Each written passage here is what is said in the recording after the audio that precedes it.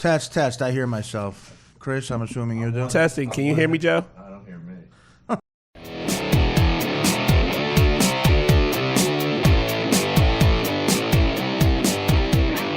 Hey, welcome to the Artie Quitter. Artie Lang Uncensored podcast. Joe's still having technical problems. Joe's having headphones. What is the issue, Joe? Every time you put it on, you don't hear yourself? I don't get it. Here, What, James. you switching headsets again? I'm gonna go. I don't need the headphones. It sounds better with nothing than having them on. That's your prerogative. Do they sound fine to you, James? I like All right. hearing myself. Do they sound okay, James? There's something up with them. What about It's making complete fuzz in one ear. Well, do you care about him? I'm fine without the headphones, but he's gonna do some cool. I know what he does. He does his little sound drops, and you don't hear them. So I need them on. I feel like. Oh no, yeah, you should for that. Yeah, absolutely. That's a good point. And you play the voicemails and stuff. I need to hear them. Oh yeah, you absolutely need headsets for that. Boy, I'll tell you what. I have bad hearing. I'll be honest. I definitely have. Now you're going for the sympathy thing. No, I do. Is that a medical fact? No, I turn things like when I turn my headphones whenever I do radio and podcasts. I crank the fuck out of them.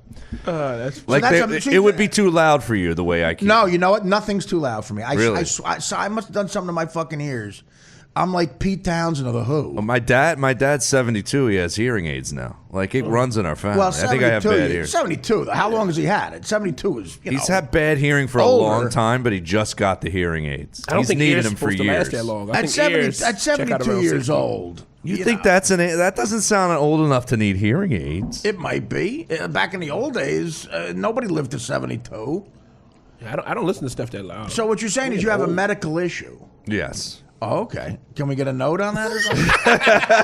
Ass was so amazing. I heard that very well. Ass was heard so that perfectly. That was perfect.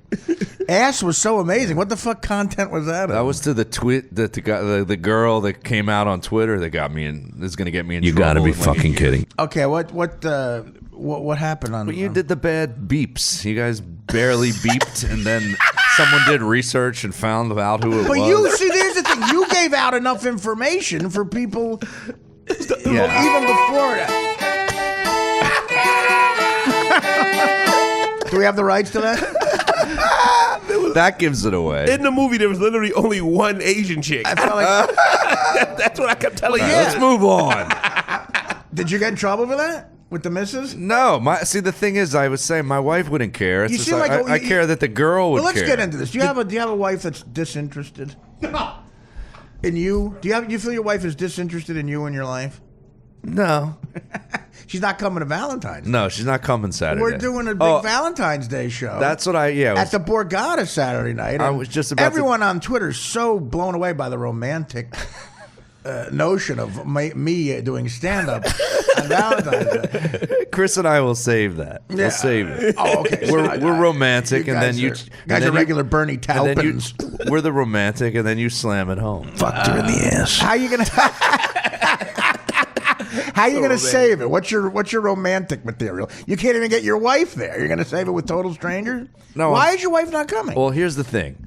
Now, my wife just went on a work vacation to Denver from Wednesday to Saturday, and then Sunday she went to right outside of D.C. for a different business trip. Right. So my wife's one of these moms, when she's away that much, she feels bad to go away again. And I'm like, but you came back Monday night. Well, she's a good mom. You got Tuesday, Wednesday, Thursday, and Friday with the kids. Why can't you come?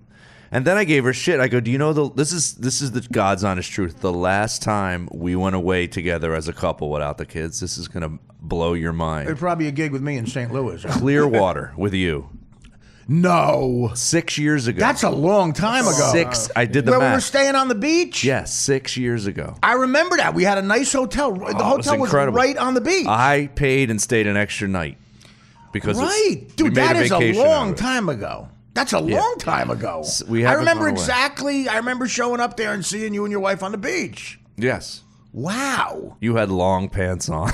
I know. I just got off the plane. I was still drinking at that point. I got off the plane. I had a cocktail at the outdoor bar. You did? It's outside of Tampa, Florida. The pussy at that hotel was I with Dana? I might have been with Dana. I don't think so. You might have been in between. I was in between. Yeah. That's always a safe call. Right where I am now. Remember. I'm in between. I'm going to write a song. I'm always in You between. know what? Maybe you were with Dana. I don't know. I remember that trip. Dude, that is, you got to get away. You got to get away. I You told need her. to- commercial. Can you imagine having two kids know, and like my brother gave me shit today. He goes, What's the good living a mile away from your wife's whole family if you can't go away? And leave Yeah, them? I'm sure they'd be like, and and grandparents love seeing grandkids. My kids have yet to ski. You know what? Leave the kids with me and Danny, and you get away. And it's not a babysitter situation. It's my wife. I can imagine 'Cause I have- Dan with your kids like, what the hell's your problem? You're exactly like your father. Everything's not working. I don't give a shit. Well, my daughter's 3. My wife said if my daughter was 7 and my son was, 10 or 11, which he will be when she's 7, she'd have no problem with it. But she doesn't want to. She feels bad to So leave she my feels like 3-year-old overnight. To go on vacation? Mm-hmm. Actually, my parents never. Well, my parents. Did they my ever? My father worked all year. He took 1 week off at the end of August. We went to Wildwood, New Jersey, and stayed in a motel. Yeah, 4 of us in a motel room. Good. Sounds like fun. I mean, you See, know. but that's not. But as a kid, it was so much fun. Yeah. It was so much fun as a kid. I'm not saying we don't go on vacation. Yeah. We don't go away without them. We go away to the Jersey Shore in the summer with them. With them. So but that's not considered. I mean, you do a whole bit about it. It's not vacation if you're with your kids. No, that's a it's shitload of work, man. I can't imagine having children. Vacation is one of the hardest weeks of the year when you're with your kids. It's not vacation at all. I am so fucking scared that like some chubby half Filipino 10-year-old's gonna show up from Vegas on my doorstep one day going, "Daddy." That's what happened to Eddie Brill. Eddie Brill? You know Eddie Brill books Letterman. He used to book Letterman. Do I know Eddie Brill? Yeah, Yeah, you know Eddie. Eddie. Brill. Yeah. Yeah, Eddie had Eddie Brill had a kid on the road? He has a kid who's in his like early 20s who's doing stand up. Where did he have the kid? Some girl that he slept with when he was younger, and it turned up in his life when the kid was about 18. But was it like an on the road type of thing? I think so. You got to have him on the podcast to explain. How is that? Because he doesn't do the Letterman thing anymore. He still does the warm up for Letterman, but he doesn't do the booking. Oh, they stopped the booking thing. Yeah. That was what was that whole thing? What happened with Eddie? Why did he have there was some sort of scandal there? Not a scandal. But They thought he wasn't got into booking women. That's right. And he said something anti-women. Jesus Christ. Was he not booking women? Oh, who knows? Eddie Brill is the nicest guy, and he's very pro women. He's like a big liberal, Eddie Brill, right? I mean, he said the wrong thing in this fucking age where the people that watch over you got mad and they cost him a job. Yeah, I think Amy Schumer laid into him a little bit. I think that came out. Oh, but I love Amy. I don't know the details. There but weren't a lot of women doing stand up on Letterman. Yeah. I can tell you that. There's not a lot of women who do stand up compared to men, but I guess there should be a couple of breakthroughs. But didn't Letterman know? Didn't Letterman figure that out? I don't think Letterman gives a fuck. He is so disinterested, man. The last time I did that show, the commercials, like the staff around him, the contempt he has for the people around. I mean, he must hate comedians in a way I can't even imagine. Why? Just because he's seen every one of them, he doesn't care. He's got $4 billion too.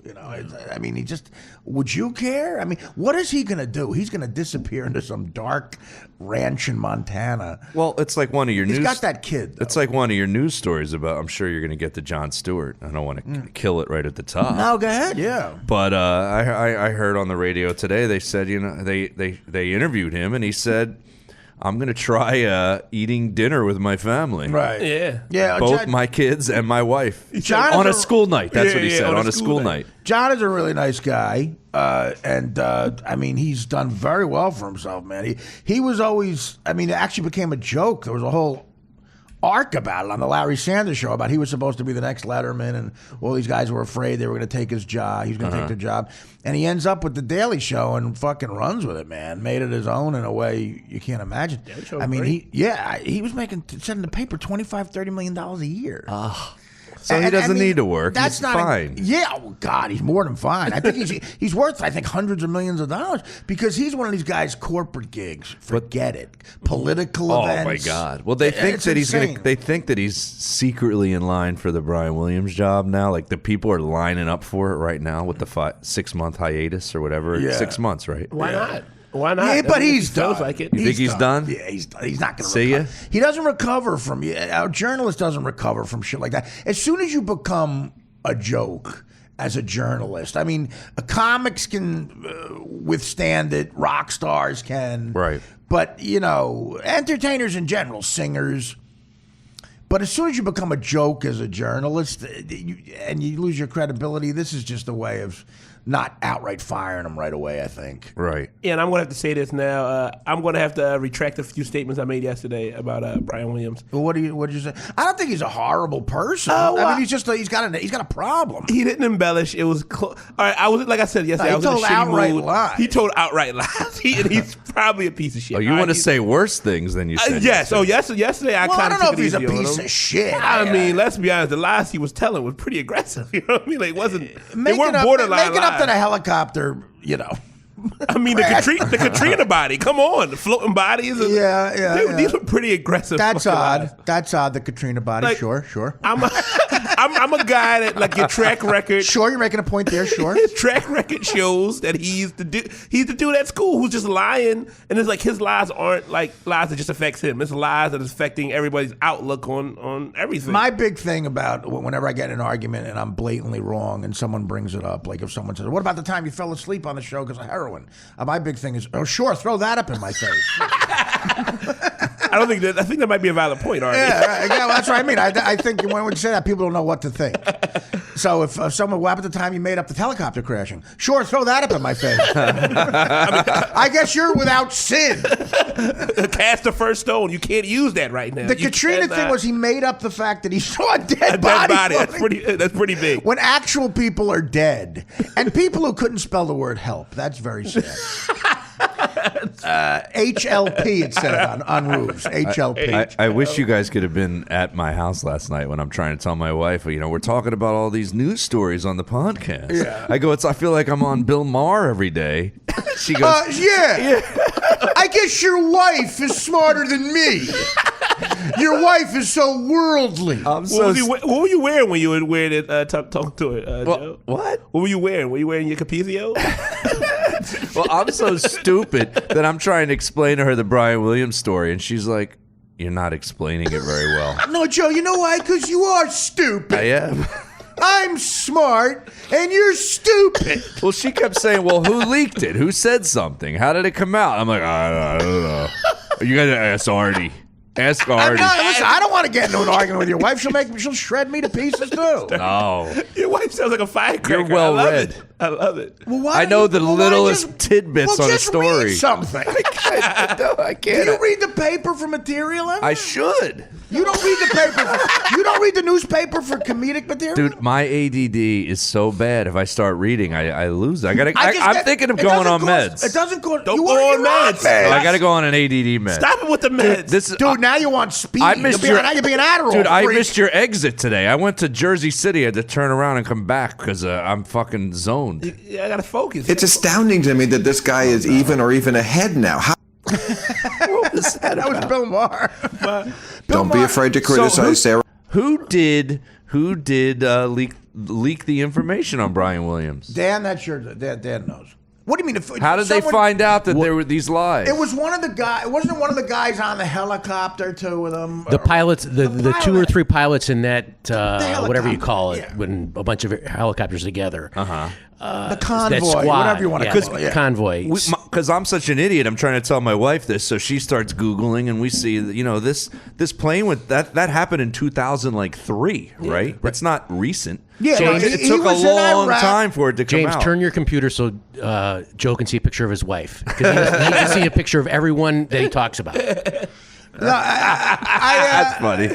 Boy, Dan hates Joe. My God, I love I've when never Dan seen slaps more me. hostility. Why don't you turn the camera towards Joe? Because he has the same picture of everybody. Why did it take so long to come out? If the lie happened so long ago, What happened? That's odd. That's my question with the Cosby chicks too. I don't know what's going on there. Why do people wait so long? That's a massive lie that he told, right? 12 years ago. What the fuck? And then a couple of years ago on Letterman, and what happened was, He told it on Letterman. yes, I told it on Letterman. yes, 2 weeks ago he was at the Rangers game, and the pilot was there. And so the next day on the news, he did an expose on this pilot and what had happened. And he said that he was in the helicopter that was shot down.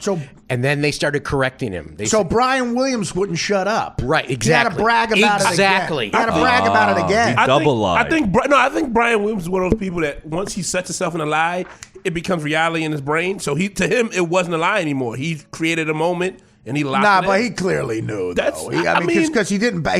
If he thought that, he would have argued the point. That's when you're really psychotic. If someone accuses you of lying, you go, "No, it happened." I mean, I don't think he's psychotic as much as he's slightly delusional. You know, I'll compare.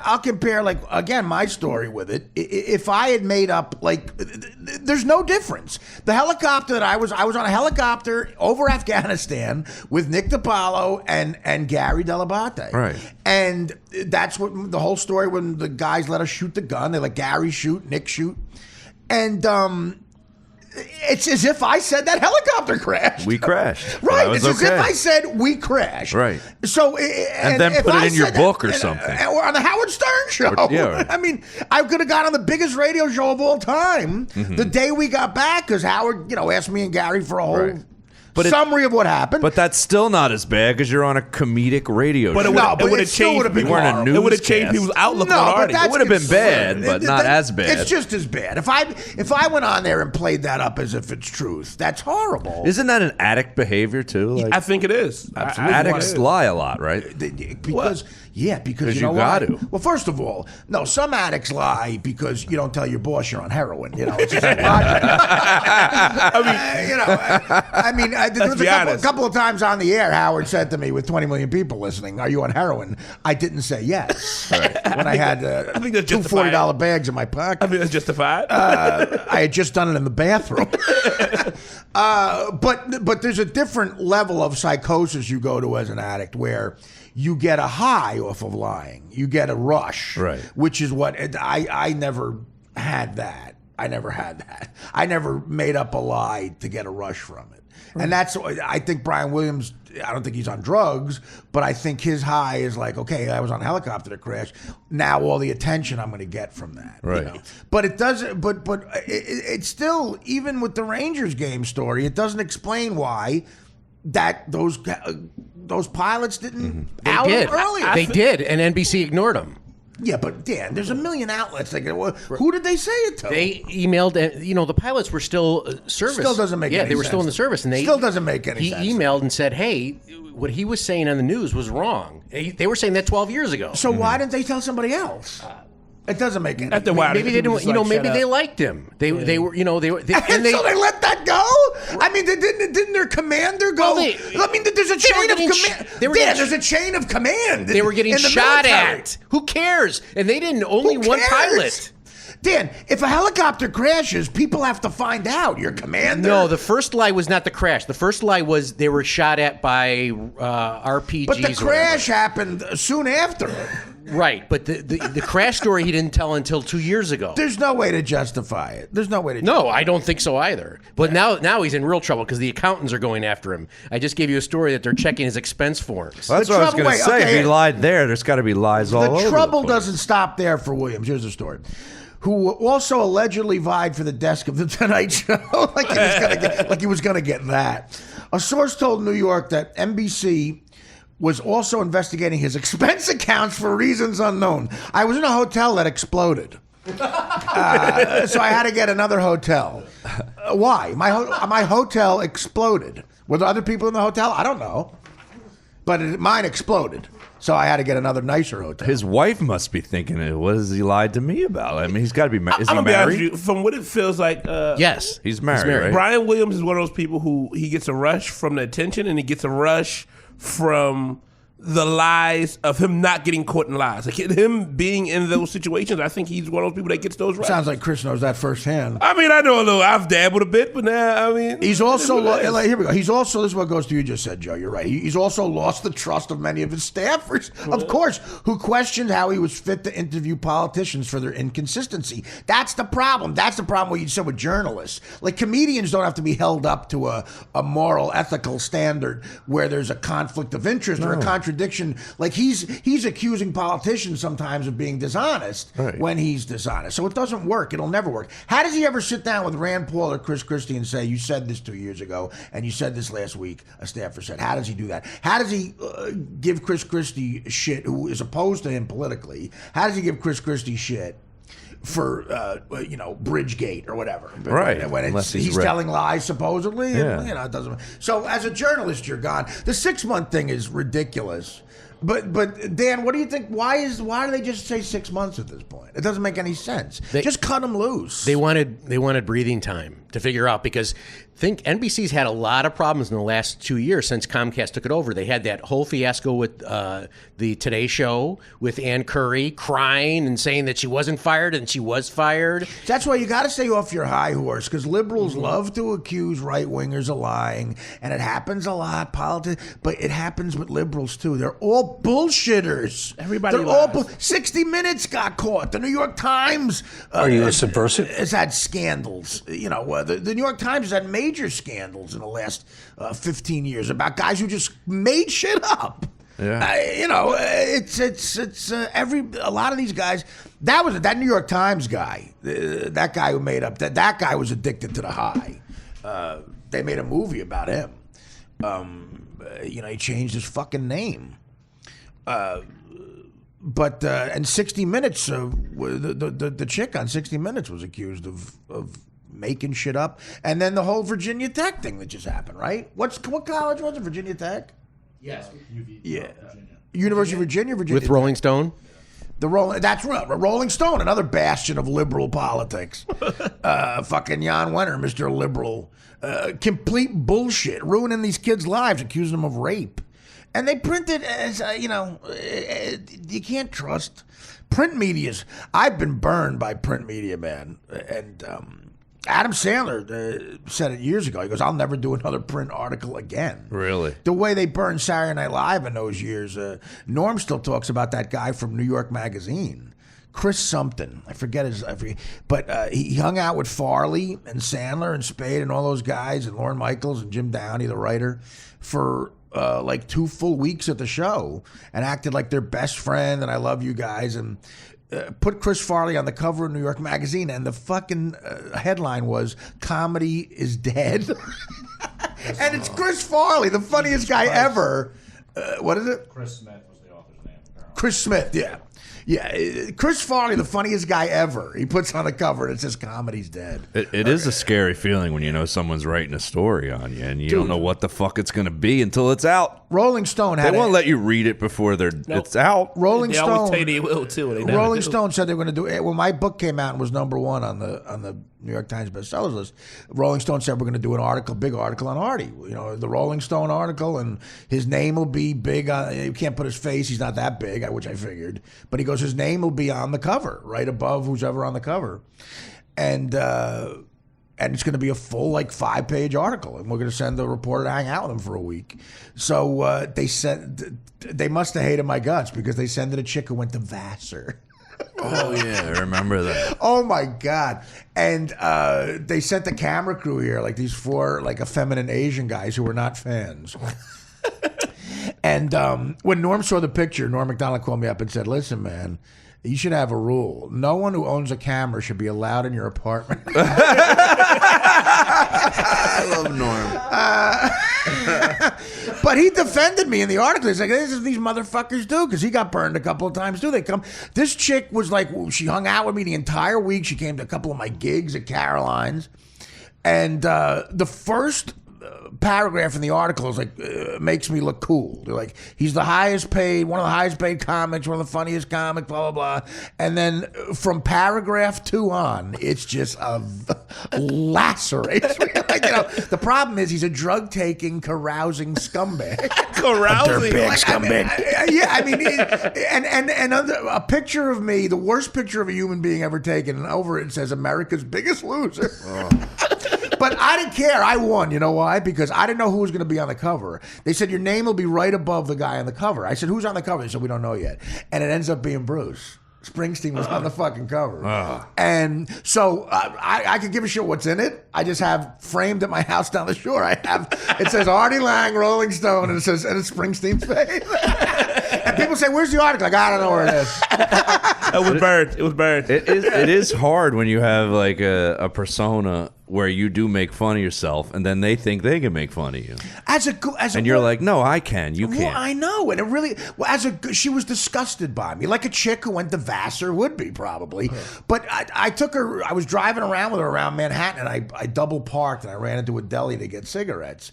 And as a joke, I told her, "I don't worry about it. The cops don't give me tickets," which is kind of true. And that's how the article ends. It ends. It's fun zooming around Manhattan in his Mercedes with him. He double parks, and I tell him we might get a ticket, and he goes, "Don't worry about it. Just tell the cops you're with Artie Stern." I get away with anything. That's the last sentence of the article.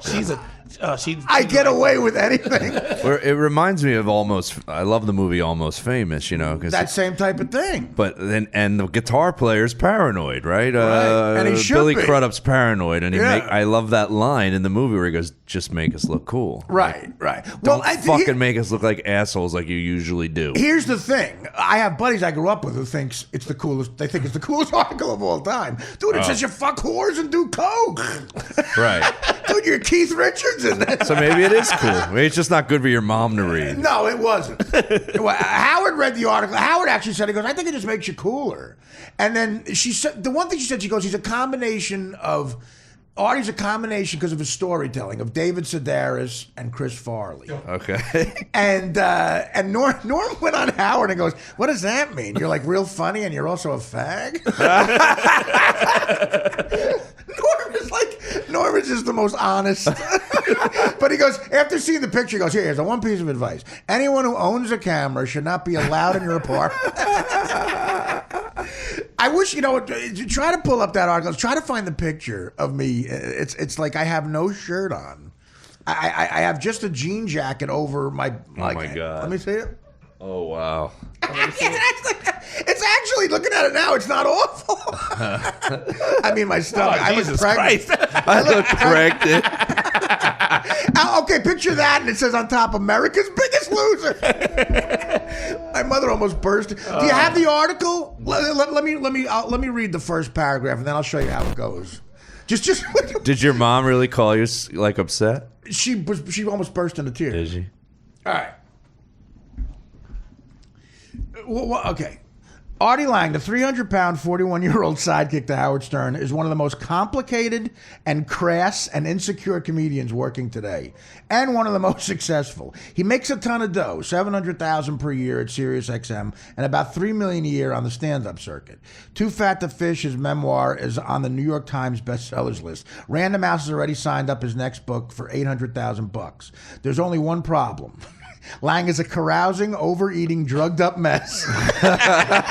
She didn't even hesitate. This bitch went right in. Who can't handle the mundane details of life, like keeping a girlfriend, cooking, cleaning, or even getting an email account. Every single aspect of my life is totally fucked other than work, says Lang. Without my career, you couldn't find a bigger loser.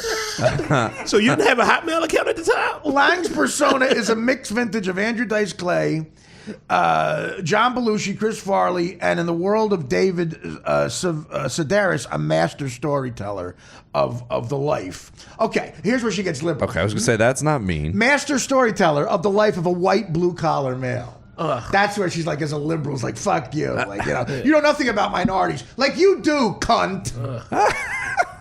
White, like you know, like what else am I gonna tell about? I grew up a white blue collar male. What am I gonna get into the fucking the trials and tribulations of the kids at Cabrini Green? I kind of feel bad for I white. tell stories about white blue collar male. Fuck you. I kind of feel bad for y'all as white blue collar males, because like black blue collar males, we don't get half you the get shit. away with everything. But it's like y'all work right next to us. It's like, I mean, y'all might not like it. I wish I was a black comic. Get away with the fucking shit you Oh, get dude, away with. I say whatever the fuck I want. I literally call white people the whole time. Like, hey, what's up, white people? Now, that's what I say every time. Of course you get away away with great. it. Because broads like her, like, you know, they're protecting you. Like, you need that by the way, is subtle. It's very racism. annoying. It's subtle more. racism. I you need her fuck to away from protect you. When people get It's in that, condescending to you. that's the thing She's the racist. That's the thing I liked about the movie Remember the Titans. When, She's still there. When the fucking white coach came up to the black player and he kept calling him, he was like, Yeah.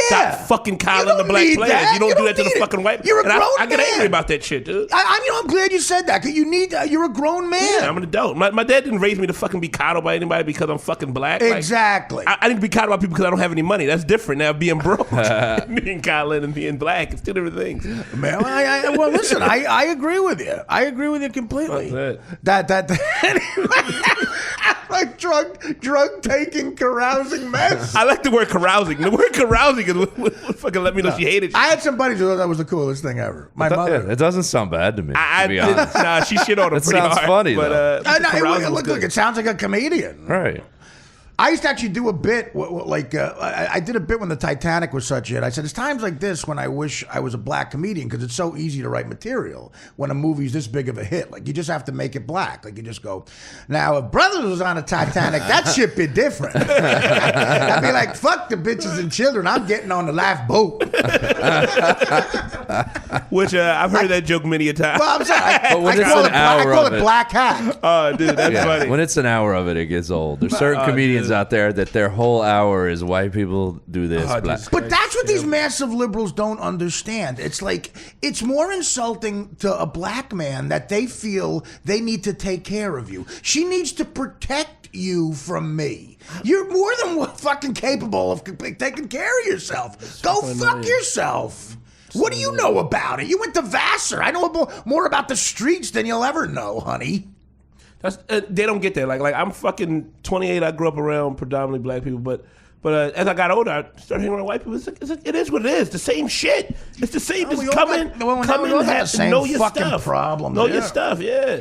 I'm not saying you guys got your problems too. They're different. I disagree. I think we're hugely different. I'm just kidding. But we are. In a lot of ways, we are hugely different. But that doesn't mean you can't get along. I loved you. I walked in Joe's house. I stole a couple of things. It was nice. No, I mean, Chris is willing to clap his hands when we leave the room.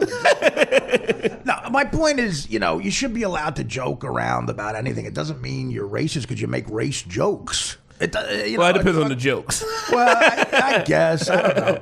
To me, if a joke is funny, who gives a shit? That's it depends on the person. Comics? We're fucking weird. Well, that's what I mean, yeah. It depends on the person. It depends on the person. It's some people, I'm 95% sure I have at least two friends who, if they were in this podcast, they'd be like, dude, how the fuck do you show up every day? They're dropping in. I was like, dude, I don't give a fuck. Really? I truly don't care. But then on the other hand, you got some people like, yeah, like me, I don't care. Like it's words. It's all fucking words. If I get annoyed, I'll stand up for myself. If I fucking get annoyed, I don't care. Yeah, well, fine. Go ahead. I hope you would. It's about. I want you. That's the good thing about a podcast. You gotta be honest as just be honest. And you're intelligent enough to tell when it's meant in a derogatory way and when it's not. Dude, the shit I said out of my mouth over the years, I can't. It's all just getting paid forward. Yeah, no kidding. Okay? These people are hypocrites too. That self-righteous bullshit. Like you shouldn't show up. They should tell you what to fucking do. Go fuck yourself. Yeah, it's like I can tell the difference when someone's making fun of me being slow and stupid and it's funny versus someone being a fucking asshole. Also, because There's a you're difference. not really slow and stupid. Yeah. Well, he's slow, but not. Stupid at times. I'm selectively stupid. How could you possibly be stupid? You're a writer. It's fucking jokes, man. If you can't take them, you got to get out of the hell. You can't take the heat. Get out of Hell's Kitchen, man. Yeah. Just how it is. People are pussies. That's what it comes down to. People are pussies, and everybody wants to be fucking coddled. Nobody wants to be told anything. They want to be told the truth, but in a way they want to hear it. And fuck you for that. Right. Like if you're a piece of shit, you're a piece. Brian Williams, if you're a piece of shit, you're a piece of shit. That's what it comes down to. He's a lion. The Exorcist. threw me off. I like attention. Like you said earlier, you said, Chris, you might know a little bit about that. I like a little bit of attention, but I'm not really a liar as much as I do like the rush of hiding shit. That sounds stupid, but I like the rush of people anybody who's ever done something wrong likes that. Yeah, I'm like that rush. I'm the king of that. The rush of hiding shit. Hiding something wrong, you know, that's what I do, baby. But also, by the way, the word guinea and wop and dago is dropped here too. Well, I don't care. I don't give a shit because I'm an adult. I don't give a shit. If somebody gives a shit, I'm sorry. Get the fuck out. We gotta have a Puerto Rican on here so we feel better about it, though. We gotta get more races on here. I'll have a Puerto Rican on right the fuck now. I let a Mexican in here every Tuesday. Mexican Tuesday? Every Tuesday. Taco Tuesday. I have a Mexican in there. I thought she was Brazilian. She's Mexican. I actually, my cleaning woman, I love her. I tell you what, I would marry her. happy. I would marry that. Mommy happy. Selma, I love her. She brought me back a gift. She went to Mexico. She brought me back a $2 ashtray. It's wonderful. Nice. She got this for you. I did this for you. You're very nice. Oh my God. I would like to see what happened if I just kissed her one day. What if she just like was cleaning and I just said, "Come here, baby, sit down. Give it a slow lead in. Come here, Summer. Let's talk a little bit." Let's talk about your bonus. And I have her fucking husband come here and give me a Colombian necktie. All right. Well, anyway, I guess we started talking about Jon Stewart. I used to have the same agent as Jon Stewart, this legendary guy, James Baby Doll Dixon. I don't know where you went wrong. James Dixon's one of my favorite fucking agents ever. He's a real old-time agent. He still represents John and Jimmy Kimmel and Adam Carolla and Stephen Colbert. The guy's got an amazing business. But I miss getting steaks with Dixon. And Jon Stewart gave me his Nick tickets one. The best Nick seats I ever had in my life were the Jay-Z type seats. They were John's tickets. And I met John a couple times. He's a good guy. So I wish him luck. I wish Jon Stewart luck. One of my favorite things I saw Jon Stewart do, I don't know if you've seen it. No. Well, maybe I have. He tributed Springsteen. Yeah, well, he's a big Bruce fan. Did you see that one? Which one? On the Daily Show? The Lincoln, what's it called when they win The those Kennedy awards? Center? Kennedy Center, yeah. He I just said introduced Lincoln. him? Kennedy. He introduced. Well, they have lots of different celebrities do little speeches when they're giving someone the award. He was one of them, and his was hysterical. Springsteen and De Niro went in the same year. That was a great year. Yeah. I think Springsteen, De Niro, and Mel Brooks all went in the same year. That's dope. I think Ben Stiller did De Niro, and he did Springsteen. Oh, okay. I love De Niro. But his tribute to Springsteen, if you get a chance, check it out. It's so funny. Is it? Oh, yeah. I want to meet De Niro. I want to ask him stuff. Yeah, well, I'm sure he'd love to talk to you. Hey, De Niro, I want to ask you stuff. Can you Bring find a black the, chick with you. Find the one line he says know about one. the Jersey Turnpike in his speech. I thought it was hysterical. What is it? Well, he says, I don't want to give the joke away. If you can find it, he does. Somebody. Springsteen's actually, when he makes speeches, his induction into the Rock and Roll Hall of Fame is real funny. Springsteen. Oh yeah. When he wants to be funny, he's very. He's just a good writer, man. He did It's Bono's, right? Yeah, but I'm talking about when he went in. Oh, when he went in, his acceptance speech. Okay. I think Dylan put him in, or something. Obviously somebody big. It might have been Dylan who inducted him. Might have been Dean Edwards. I mean, he's Dean Edwards. Dean Edwards took some shit on Twitter yesterday because of the Why? podcast. Oh, God.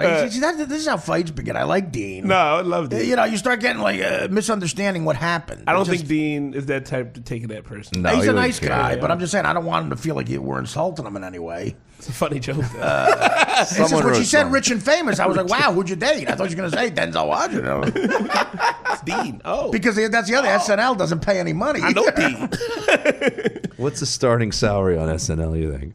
I know when I $250? got Mad TV, it was higher at Mad TV. It was. The starting salary at Mad TV was $8,000 an episode. I said it was like $5,000 an episode for SNL. But what SNL tells you is, you know, the exposure. You become an instant celebrity. Right. You know? In a lot of ways you do, but I mean the percentage is bad. Most of the people from that show don't do anything, but you have the potential to skyrocket. You know. If you got it.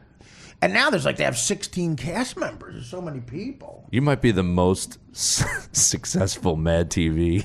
No, I'm gonna be honest. That whole cast did Who's huge well. from Mad TV? Nobody's huge, I don't think. I mean, but I think that's what I said. They all did well. That hasn't launched somebody. People work, you know. But it hasn't launched. 'Cause There's they're some all- really talented people on that show. There's no movie stars, that's for sure. I mean, Orlando made a few. I had a shot for a while. None of the movies made any money, but the Stern Show, you know, obviously got. I don't know. I feel like it was some personality problems more than talent problems with those people. Like Who? Artie, I don't think. Oh, that's right. Artie was doing great, but he's a talented kid. Yeah, he hurt him. Did he? I don't know. I know him sort of. I've always been. I've never heard a Spears, positive story about interaction with him, and I don't give a fuck. I've really? never. Well, I've always been. I don't know if you know. This is a fact. He doesn't have black openers. He just won't have one. He literally said, "I don't want a black." Like I know a dude who was opening for him who got kicked off the show because it was a black guy. Not because he was bombing, not because he was doing good or bad. He was like, "I don't want a black opener."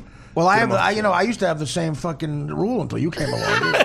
Now, why is that? What does he think it's hard to follow or something? You don't want a black opener? No, he said that Artie Spears. Artie Spears didn't want a black opener. Really? And then other than that, I heard he was a dick. But I don't know. It's some weird. But he's always shit been where nice some to me. people He's always get, been like, nice to me, competitive. Ari. But maybe that's Because you're not a black opener. You'd be surprised. Bono inducted Springsteen, by the way. Bono put him in. And I think it's vice versa. I'm sorry, that was the gossip portion of the show. That's fine. Okay. Listen, I mean, just as long as something's based in truth. Oh, that's just me on Matt TV. White Mama. Talking about an edgy sketch. I kill a black woman with my car accidentally, and her soul enters my body. I love Mad TV because y'all wrote jokes. Fucking SNL did bullshit. It was, y'all you know wrote what jokes. sketch comedy is? Listen, man, you do an hour of sketch comedy, which with the music, SNL's about an hour of sketch comedy. If 30% of it's good, you're fucking hitting a home run. Y'all used to hit at least 50%. Most of it bombs. And And there's nothing worse than being in a sketch that bombs, man. You gotta do a character. You gotta get in a wig. Stand up that bombs, at least you're just wearing your own t-shirt that stinks kind of. But sketches that bomb, you're in a costume and it's, oh, God. I love Mad TV. I feel like y'all did about 50% most of the time. It lasted 14 years. God bless us. Sometimes I feel like I don't even know why I'm in comedy. Like I feel like I don't understand SNL. How to me, because we're comedians, how easy would it be for you to pick 10 fucking hilarious motherfuckers and put them on a show? Like they find these people. It makes me think I could be on SNL.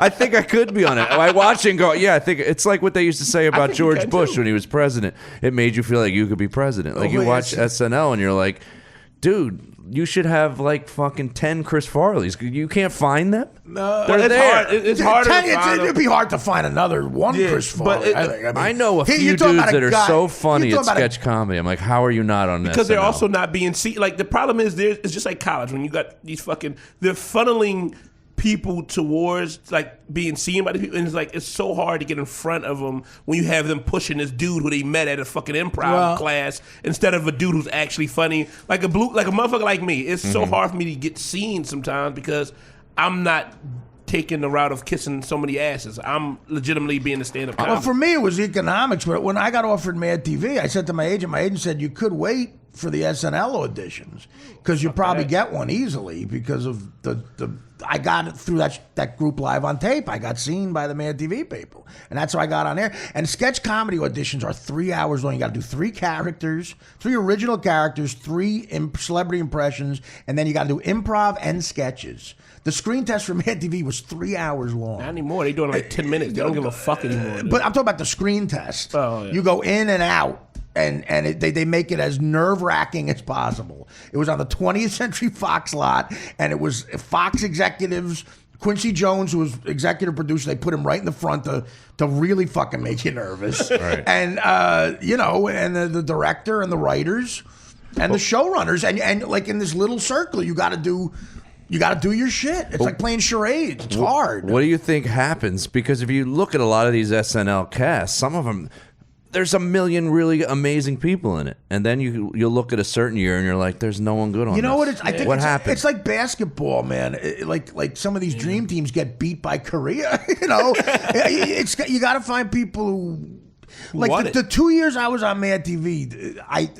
Patton Oswalt was a writer with the first 2 years, and me and him and David Herman and Patton's partner Blaine Capatch, the 4 of us wrote a sketch called Outing Dummy, where it was my buddy David's idea, and we all wrote it together. It was the most organic feeling I ever had writing a sketch. It destroyed, and I think it's the best sketch I was ever in there. And the premise was a ventriloquist dummy outs him as being gay at a comedy club. That is funny. And I eventually start strangling him, and he won't Oh, stop. you're the ventriloquist. I actually remember the sketch. I remember the sketch. It was called Outing Dummy. And David Ehrman, man, who plays Michael Bolton in Office Space, the most talented guy I've ever worked with, he does a ventriloquist dummy. It was eerie, man. Right. It was eerie how good he was. And the makeup was perfect. And Patton, Blaine, David, and myself wrote this sketch in about 20 minutes.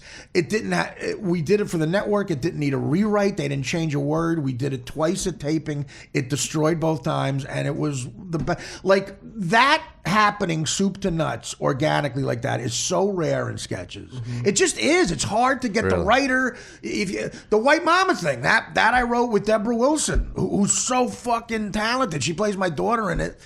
That came about. She came to the writer's room one day, and she was really into psychics. She said, I went to a psychic, and the psychic watched the show, and she said, Artie, this guy here, you have a connection with him. And I said, what's the connection? And she said, he was your mother in a former life, okay? And Deborah, being the talented whack job that she is, totally believed that. She goes, I knew it. I knew we had a connection. I knew it. You were my mother in a former life. I knew it. And I said, I wasn't. Get away from me. So finally, she wouldn't shut up. So I kept talking like I was her mom. I said, get in the other room, honey. So the writers heard this and said, we got to make this a sketch. And we said, how do we not make it offensive? We said, let's make it an offensive sitcom with an opening where I kill a black woman whose soul enters my body. And we wrote, and it was the most fun sketch I've ever been in my life. Like, that happened maybe 3 times in 2 years. where like the stars aligned. And everything just was right. Yeah, but still, I mean, that's the catchphase. You don't think can't these people? Don't make me break my foot off in your ass is the catchphrase. And Deborah sings the theme song, and it destroyed. And we did 3 of them. It's great. Yeah, Orlando played my husband in one of them. It's good. But it just doesn't happen a lot. It's a shame. It's a shame. I don't know. But I feel like you sat me in a chair and I watched the screen. You ever watch the SNL screen tests on YouTube? You can just tell. I've seen some of the old ones. You watch Will Ferrell come in, you're like, yeah. When's this? Let's definitely. Yeah, but in the beginning, that Norm told me that they didn't know how to use him in the beginning, and Norm wanted to get him in all the movies he was being offered because I'm telling you, this guy's going to blow up, but no one knows it yet. He's hilarious. The commitment, you can see it in certain when you watch him. There's no audience. Right. He just goes into a character, overly commits, we can and see it's it because hysterical. because you're looking for it. But these people, they figure, well, we've seen 1,000 people. This guy's just another guy. He looks like, and they don't think they get I don't jaded. think they care after a while. After a while, they've been there. I've been there, done that. I've seen it all. And then they're looking for so much for something so creative that it's not good. I've been lucky enough to be in 3 movies with Will Ferrell, man. I've done about 5 scenes with him, and he cracks me up. He is so fucking funny. And you're right. How someone could not see that just from the moment you meet him? Fuck an audition. He was just on Fallon. Yeah, he was just on Fallon doing just like a lip sync thing that Fallon always does. And he's just funny, just fucking standing there and not talking. I thought I was going to get fired from from the movie Elf. I thought I was going to get fired because we're that entire scene where I'm the Santa Claus is totally improv. And so I realized, I said, listen, I'm not bad at this, and I played in the major leagues with sketches, but I said I'm up against probably the best in the world. I'm playing like fucking Billie Jean King here. So that's going to make you hilarious. But it made me look funnier. Yeah. But he is being so funny, and I kept laughing. And John Favreau, the director, after 8 takes, we were up in Vancouver doing it. He said, "Art, you gotta not laugh." Like I was afraid that we're gonna get Jack Black up here, and he'll be on a plane. Oh, Jesus Christ! We'll have to pay him more, but he'll just belt it out, and we'll call it a cameo. And Will even had to say, like, you could, don't worry about it. He goes, but he can't stop being funny. Yeah. So I finally got it together, and we got a couple of takes. Yeah. He's that funny. I got this friend Kyle Dunnigan who was on your old show. I think he's hilarious. Well, him in sketch comedy, he's fucking Babe Ruth at sketch comedy. Well, did he ever get an audition for anything? Dean Edwards is an example of a guy who got both Mad TV and SNL. This guy, Dean was on both shows. I mean, he's rich and famous. Yeah. Kyle had 5 callbacks to Mad TV. I remember he had 5 callbacks. Well, it is weird what they don't see in some Howard's using them now. Yeah, I heard that. He does some. I think he sat in for a whole Howard. That's and he does great these, exposure. Well, he used to date Sarah Silverman, and then she exposed him to Howard, and then he Right. started doing these calls where he would be the character on the phone. I heard they were Donald funny. Sterling. I heard they were very funny. Oh, Yeah, yeah. hilarious! Yeah. So fucking funny. He was one of the reasons I left L.A. I go, dude, if you're not famous, I should just get the fuck Yeah, out but of here. there's different types of like Will Ferrell doesn't do stand up. He actually told me, he goes, "Yeah, I'm kind of scared of it." I'm like, dude, just act, you're a great actor. Just act like a stand up comedian. I mean, you don't need material. But okay, but you're bringing up Chris Farley, Will Ferrell, this guy Kyle Dunnigan. How many? There's not a lot of people like that, man. There's not a lot of people. I'm saying if you go around the country, you can't just pull one from every. I can find Joe them. is weird, and then something I remember somebody explaining to me. One of my friends did. They was like, "Dude, you don't realize that even though we think that it should be more people like us, there aren't more people like us." I'm not saying me. I mean, in general, though, but just think of that, like in the sense of Chris Farley. It was one Chris Farley. He was made, Chris Farley might have been the funniest guy ever. Yeah, Will he was Ferrell's made in Chris that Farley, category. yeah. But the original cast of Mad TV had 8 people in it. I was by far the least talented. Like I mean, there were groundlings in there. This kid Phil Lamar was unbelievable. Mary Shear. I mean, in your mind, Orlando. Like I was really intimidated, man, because I came from stand up and a sketch group that no one heard about, and but I just held my own because I was so deathly afraid of loading trucks for a living. You know what I mean? It was fear. that blue collar shit kicks in. You're right. I was by far not. I mean, Phil Lamar went to Yale drama. It's like, and was a grounding. Phil could do anything. And, I agree with you. It's hard to. But there was probably more talented people who deserved that spot than me. I would say that. But it got me into show business. Everything I've gotten from Howard on it can be directly traced back to Mad TV, Right. without question. Right. But I think you're I think it's hard to find. But look at the last bunch of people. You had Kristen Wiig. You had Bill Hader. She's You had there's a bunch of great ones again. But I just think I don't know. I watch the cast now and I go, yeah. But no, there's talented people. I mean, they're talented, but it's not There's popping. spots, but it's not coming together. It's not gelling. It ain't happening. Maybe- Well, that's what I just said. It needs to be a team, is what you're saying. That's what I mean. It's like that basketball analogy. You could put all stars and it doesn't matter. And you're also watching, most of it's, watch the original cast. If you watch those whole episodes, people just remember the stuff that killed. Yeah. A lot of it bombs. Oh, I know. Because sketch comedy, a lot of it bombs. You need 2 sketches to pop in the full episode. And you want people to talk about them. Yeah. At that water cooler thing the night. If that happens, Mad TV was always in discussions at school. Like and this is me. I well, was it's a funny. kid We got at- an urban audience. Yeah. That's how we stayed on the air. Oh yeah, we loved it in the hood. we were big That's- Mad TV fans. That's what Quincy wanted. Quincy Yeah. was like, "Look, I own this thing, and we're going to go for a more which SNL doesn't have." You know, I think and that's Lauren how we stayed on the air. I'm gonna say it. Lauren Michaels got lazy. I really believe it. but I mean, How do you not get lazy? I mean, he's fucking printing money over there. They're printing Boring. money at SNL, and they don't need to. He's care. bored. I think Michael Che has potential to be one of the really great update people. I do.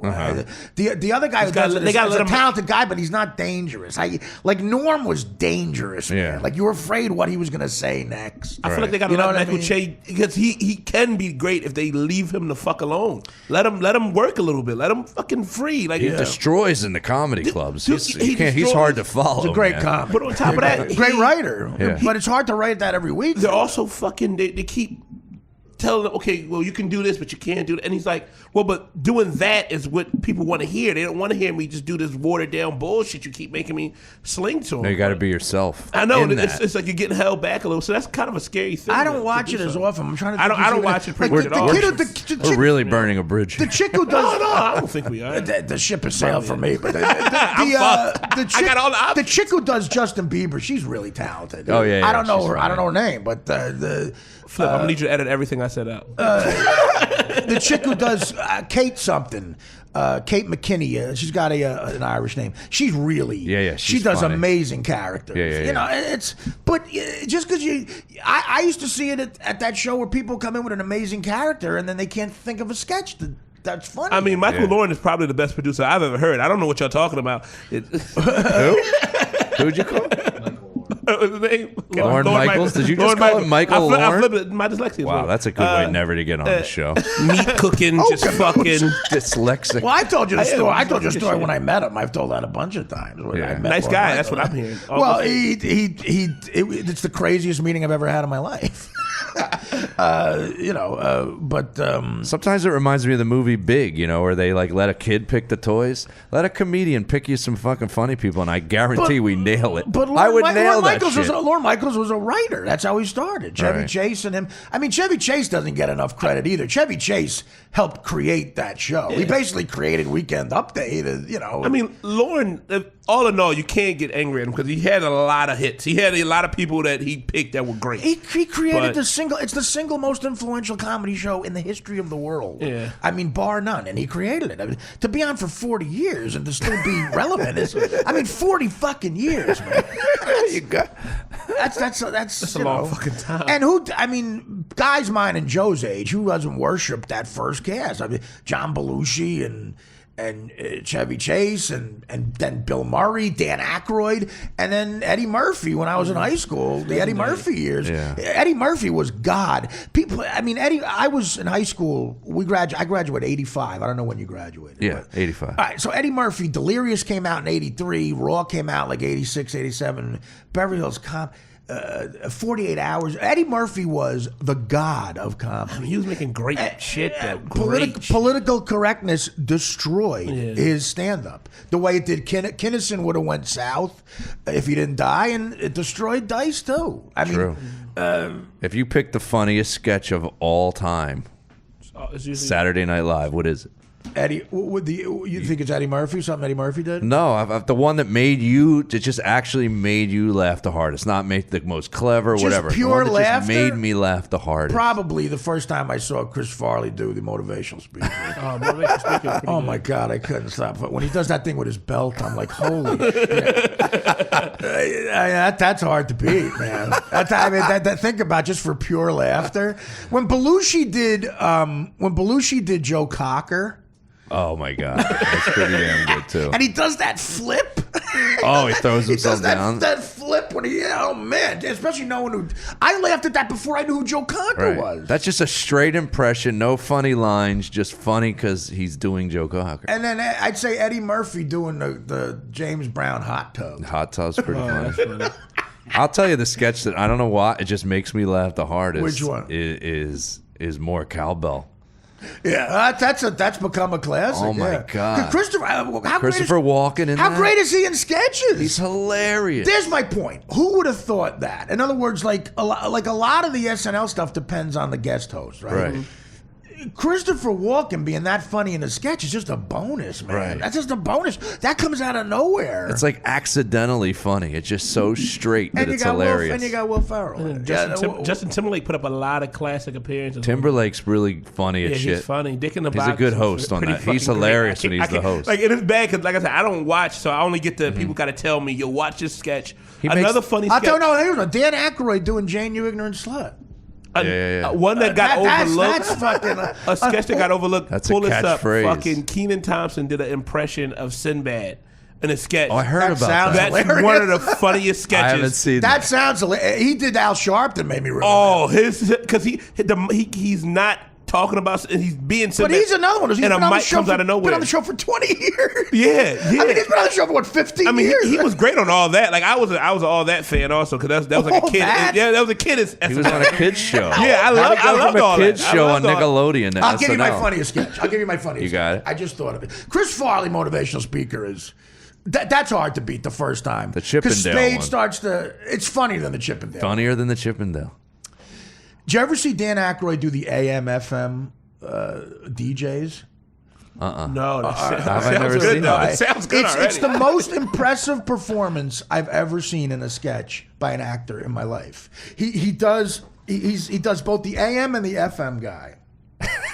And the AM guy is talking about, like, fairs where kids are bringing art that they made in the second grade and everything. And then he goes, and he's talking real fast like Aykroyd does. Then he goes right to FM. Dan, do you remember this guy? He's doing them both? Yes. Yeah. Then he goes right to FM. He hits FM and he just goes, okay.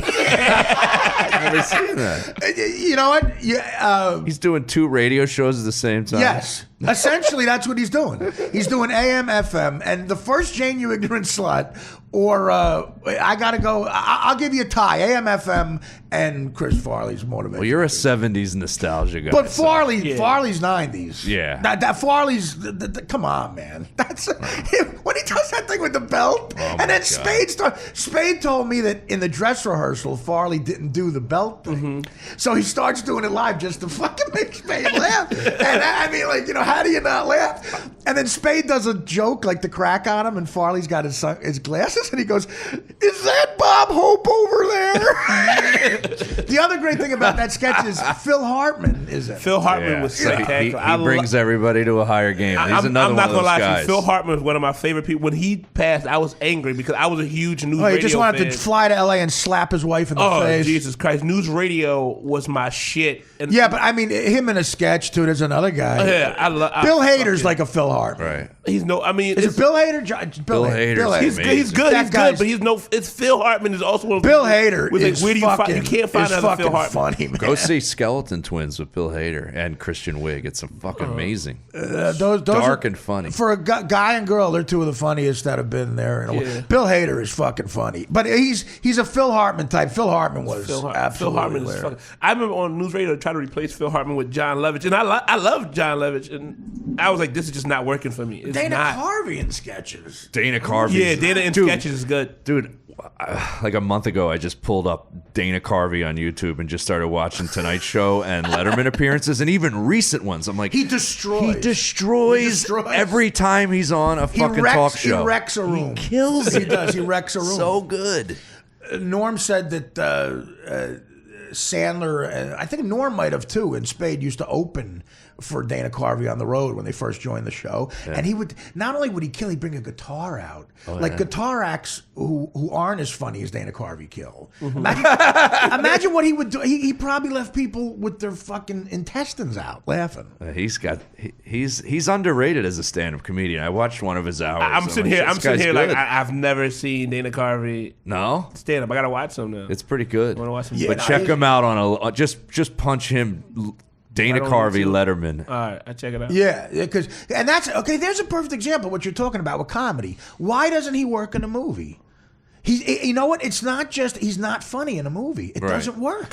Sketch is different than movies. Sketches, I always But say, it worked guys for that Mike are Myers figured it out. yeah, that's true. I mean, he had some floppers, but the ones he killed on. When Mike Myers hits, it's out of the park. Yeah, it's straight grand slams. He's But fucking Dana Big Carvey Hurt. is up there with Dan Aykroyd for sketch comedy. But you know, Aykroyd why can do doesn't it movies. work in a movie? Why, It's weird. It's insane. No one wrote him the right thing. It's like Tommy Well, he Boy writes works because the movie just worked. He I mean, writes his what- own stuff. I think He a lot won't of times do he- other people's shit. I think he writes a lot of his shit. I'm not positive, but I think he does. How about you know what? Harry Shearer and Martin Short, the synchronized swimming. How about that? Oh my god, that's fucking classic. You got to give it up for that one. Man. I don't swim. I'm Is not- that what he says? I'm not that good. strong a swimmer. swimmer. I'm not that strong as or Harry Shearer doing anybody. Harry Shearer doing Mike Wallace with the expose about with whoopee the cigarette, cushions. with the cigarette hanging. And Martin Short is the guy who goes, I don't know what you're talking about. It's a What are you talking Minkman. about? And what is it? It's a Minkman. It's a Minkman. What are you talking That was the It's a Minkman. That was the name of the company, Minkman. A Minkman whoopee cushion? Yeah. Okay. It's a Minkman. What was And that Harry character? Shearer's playing doing a perfect Mike Wallace. Okay. What do you say about these people who have infections from your whoopee cushions? I go, I don't know what you're talking about. I don't know what you're talking about. He's got the cigarette. It's like almost. I love when something dramatic becomes funny. That's what that is. you ever That's see- not. It just seems like real. Like it looks like a fucking dramatic piece. Martin Short basically plays a retard, and he just goes, "I'm not that strong a swimmer. I need more time. I need more time. I'm not that strong a swimmer." All right, we've been talking forever. my Did you ever God. see the Phil Hartman, the Sinatra group? Yes. Those Oh are my great. God. That's great. Oh. I fell out of Sinead bed. I was O'Connor? laughing Yeah. so hard. Phil Hartman as Sinatra when he's I'm talking so about- mad I can't remember all of them, but I used to watch like the best of Phil Hartman all the time. Sting was I in love there, him. Sting. and then somebody Someone played. played Sinead Sinead O'Connor O'Connor. calls her a bald bitch. Hey, right? cue ball. I'm looking at you. Hey, I'm cue thinking ball. 8 ball side pocket.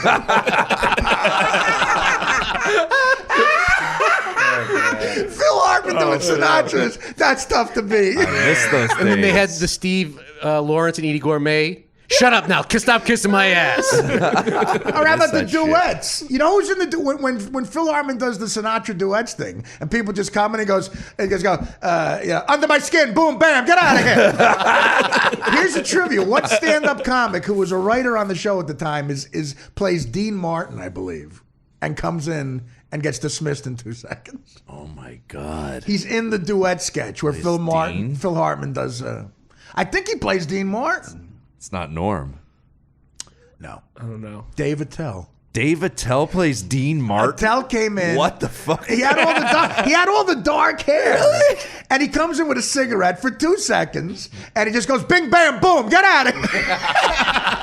When he goes, "Listen, cue ball, I'm looking at you. I'm thinking 8 balls." I got chunks of guys like you in my stool. One of my favorite Sinatra stories ever was. I miss. There's nothing on TV like that anymore. One of my man. favorite Sinatra stories. He's having he's playing golf with like his manager or something. Some guy calls him up and says he's offering him a gig for $75,000. He says, "Hey Frank, this guy wants you to open up his new restaurant." He goes, "How much?" He goes, "I'll pay you $75,000 for 4 songs." Sinatra supposedly said, "Tell him I got that on me." Tell him I got that on me. I'm looking at you. I'm thinking 8 ball, side pocket. All right, we've talked a long time. We're going to take a break, and when we come back, we'll play some voicemails and wrap this up. And take some calls. Oh, yeah. We'll take a phone call. We're going to try to take a live phone call. We have the technology. Jane, you ignorant slut.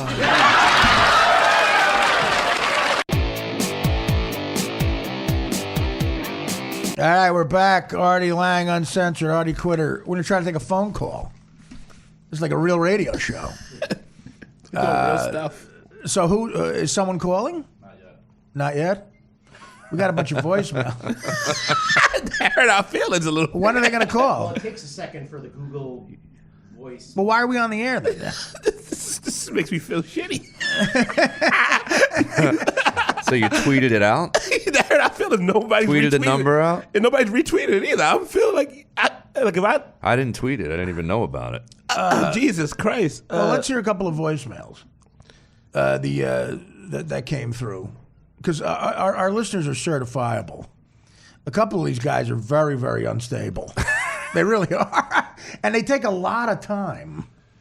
You know? A lot of time. I'm dying to meet some of these. I hope they show up at the Borgata. Yeah, Artie, it's Bruno from Bay Ridge. Listen, I got a tip from my guys, and please don't tell anyone this. They told me to tell you that every Knicks game, put 5 ZD boxes on it. Every Knicks game. Don't tell anyone about it. All right? Please. And I got one other thing. You owe, what's his name? You know what? I'll tell you what. We'll keep quiet about it. Raj old face, you do me one favor. You got to sing at my kid's bar mitzvah. Goodbye. All right. Is there anyone who questions that guy's not insane? I love the message, though. He wants me to put 5 big ZD boxes, which I think means $1,000, on the Knicks games. But what does that mean? The Knicks to win? He's not giving me good advice.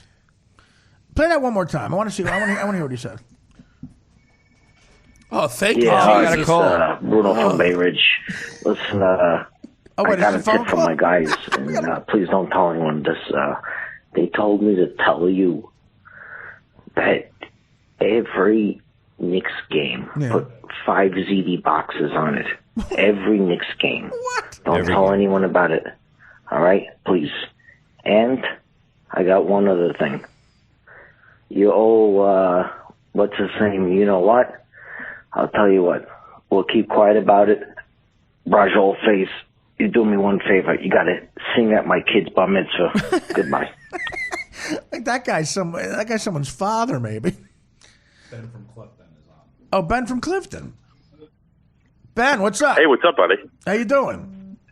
Good, man. Good, man. Show's been really good. Very enjoyable. Rod from Bayside's calls had me dying laughing yesterday. Yeah, someone's got to tell Francesa. We figured it out. The problem is that it doesn't go over the radio. It goes over the TV, Right. and I don't think he knows that. In this day and age, though, does it really matter? Radio, TV, it's still getting out. You know, he's just saying over the air. Someone's got to tell him it's getting out because it's more embarrassing for him to go on a diatribe. It doesn't get on the air, guys. Okay, it doesn't get on the air. It's not going to happen. I mean, they call in. It's not going to happen. You're not getting on the air. You sound retarded. Yeah. Hey, Artie, I wanted to ask you, too, in terms of restaurants, so we talk about good spots. I know your uncle's over in Nutley. Have you ever been over to Me and Tommy's in Belleville? Yes. On Essex Street? Yeah, I know. I've been there before. The rice balls and the stuffed Cuban peppers. Yeah, no, unbelievable. There's unbelievable food in that area. They call it the Pasta Triangle. Or a Guinea Gulch up there. Do they really? Yeah. Clifton, Bloomfield, and Nutley. That's what they call it. Yeah. I love it. Well, Clifton is where the last scene of The Sopranos is in that the ice cream shop I grew up going to as a kid, Halston's. Halston's? Yeah, Halston Yeah. is it's in Bloomfield. It's in Bloomfield. Yeah. It's in Bloomfield down Broad Street. Yeah. Right. It's always amazing cheeseburgers and stuff, and it's so funny. Like when I saw that they were in Halston's for that last scene, and you're afraid someone's going to come in and kill them. At one point, 3 black guys walk in there, and I go, "Well, there's the out of the ordinary." I've been going to Halston's since 1974. I never saw a black guy. So I said maybe I'd be a little worried about those guys, Tony. But so Halston's, I heard, did a lot of business after that. There was a line like around the corner after the last Sopranos. Dude, it was like Cake Boss. You couldn't get parking. You couldn't even drive down that way. It's crazy. Nothing is like Cake. But I tell you mentioned Cake. Nothing's like Cake Boss. I live in Hoboken, Cake New Boss Jersey, is crazy? where Cake Boss is. It's up the fucking block. It is every day. Housewives, and their fucking little annoying kids and dogs from Missouri lining up, taking pictures. We're gonna get a cannoli. Let's get a cannoli and a pastry and Napoleon. Is his shit that good? Would you say it's like that good, or you think it's a commercial? It's very good. It's very good. Okay. Hey, Cake Boss, It's very come on good. up. The guy's actually done me a favor. The guy made a cake for my mother's 70th birthday. Made like a pledge thing that you clean with. He made that out of cake. sugar? Yeah. Holy out of shit, sugar. that's Cookie hilarious. Wall. Yeah, it was pretty good. Well, Ben, anything else? No, man. Just wanted to give you guys a call, say what's up. So, How do we find you? You still doing stand-up and stuff? Yeah. I'm still doing stand-up. My Twitter is B_ my last name Kuzmin, Kuzmin. All right. So, you're a funny guy. Yeah. Come in sometime. Thanks, buddy. I was going to ask you, does Monday work? Because I got an open day Monday. Does that work for you? I guess we're in the books, yeah. I like how aggressive this guy is. Does tomorrow work? I mean, now I'm not really doing much, but fuck. No, that's fine with me. I don't care. Mattery, so you're really going to bust my balls about plugging stuff? You're like the biggest Me Too guy there is. Well, I mean, but Joe does have a little more credibility. Yeah, without a doubt. Without a doubt. But Ben, sure, Ben, look, you're a friend of the show. Come on up if you want, sure. Okay, cool. I'll see you Monday. Thanks, buddy. All right, buddy. Just text Dan and let him do his job. I will. All right. People just call me Matterese now. Matterese! Are you offended by that? No. It's funny that I wasn't busting his balls on the plug. I was busting his balls on How's Monday. I thought that was funnier. No, I know. It is funny. It's it's a real tough gig to get. Talking about 5 callbacks at SNL and Mad TV were just, how do you get on the Artie Lang show? Hey, can I come up Monday? I'm free. I go, when are you free? Ben Kuzmin coming up. Well, that's good. We got a couple more. How about that? There's a couple more voicemails. How about that robot guy? The guy left the robotic voices. I love a good robot. Listen. Joe S. now felt truly like a real woman. Artie had his balls in Joe's mouth. Chris Cotton, a real black man, was yelling, "Take that. Take that, you Italian shitty comic," as he fired his thumb from his penis. Is this a real Joe felt complete. Or a guy doing Artie was 'Cause it's sweaty, great. I don't know. Do you think that? No, that can't be a guy doing that. That's a real computer. voice. Yeah. They call with a woman voice, though. No, let's hear that. A woman robot. Chris Cotton was a black. I was a white little woman. I needed to be taught the ways of butt cheek pounding. My mama, she can fuck herself. This big dick black fat man is going to take mine all night. Fuck you, mama. Joe is a shitty Italian comic. That's it. That's all I got. Man. At least I got a big dick in most of these, so I can live with that. As long as I'm fat, but I Well, still have that's a the big dick. stereotype. My God. I mean, How the racist. truths are truths. You know what I mean? I think we got another phone call on the bat phone. This You is realize hilarious. the technology that we're making happen here. We're tweeting out that we're on the radio. Call up if you'd like to be on the radio later today. There's a guy on Twitter. I think it's that guy Gunner. You know what I'm talking about? He said- likes to be mean. He tweeted something funny yesterday because the podcast was up late or something. He goes, "I'd like my podcast up every day by 4:30." I didn't see that one. That's funny. Good one, Gunner. Gunner. Yeah, he just told me he doesn't want to call in because I'm going to interrupt him when he's talking. You're making good points, Gunner. Good one, Gunner. We'll give you props there.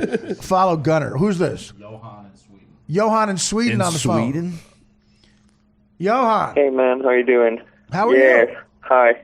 Hi. You don't sound I'm fine. Swedish at all. What the fuck, Johan? Oh, I can sound Swedish if you like to. That's fine.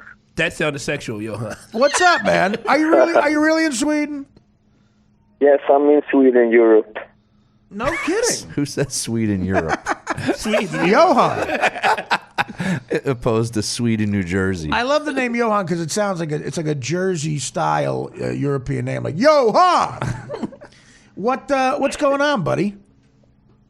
No, I'm just dropping in to say hi. And dude, you gotta crack the whip on your support staff because we can't still subscribe to the podcast on your website. Is that true? The international stuff, you can't do that? We're missing a lot of business. Absolutely true. Absolutely true. I've been in contact with your guy on your support site. Now, what do you follow? What do you follow me on Twitter, Johan? Yes.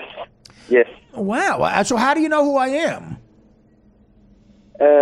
Back in like 2007, I YouTubed prank calls, and I found like Sal and Richard prank calls from Howard Stern, and eventually I got hooked on the show, and there we are. Oh, okay. Well, listen, thank you. I appreciate it. Dan, how about that? Can we get international people to sign up, or is that too difficult? Hey, Artie, why don't you start a international comedy tour? Like, that's one thing you haven't really breached on is performing in Europe. Huh? I've done London and I've done Afghanistan. That's the only. Oh no, I did that thing in Scotland too. You did? I did Edinburgh. Yeah. And Joe's like So Chris slightly, and I'm like winking, like, let's Yeah, I get a think- fucking Artie Lang. You're slightly Johan, Yeah, do you think there's let's do Johan? Is there a market for that? If I came over to Sweden, could you get enough people in a club to see us? Dude, you have like 3 fans on your site, so yeah, come right over. I'm told that American comedians do really well in the Norwegian countries. Well, listen, Scotland, I did great, and London, I did great, just because of my accent. They just laughed. They you're in the mafia. But is that true? Do you like American comedy? Yeah, it's all right. All right. Well, don't sound too excited. No, sorry, I'm just nervous. Yeah, listen, the local comedians here are really shit. So. Oh, are they really? Yeah, and I mean, the world is so global these days, you know, with the internet and everything. Right. No, it's good. It's pretty impressive that you know who I am, and listen. I wish there was some way I could get you to sign up. It aggravates me. I'd like to dip into that Swedish business. What blocks the internet? What blocks it from the working over there? Dan hasn't been speaking at all. Go ahead. They have a different pay system there. So Oh, it's the money? Yeah, it's the money because we're in Canada. We're all over Canada. Just the European has a different. Do you have a hot? That sounded like the biggest bullshit. Well, no, he's been emailing me. Johan, hey, do you have a hot Swedish girlfriend? You got a blonde over there? Of course he does. No, not really. I'm actually single right now. Oh, Jesus! You're single, huh? You sound like. What do you do for a living? You sound like a manly guy.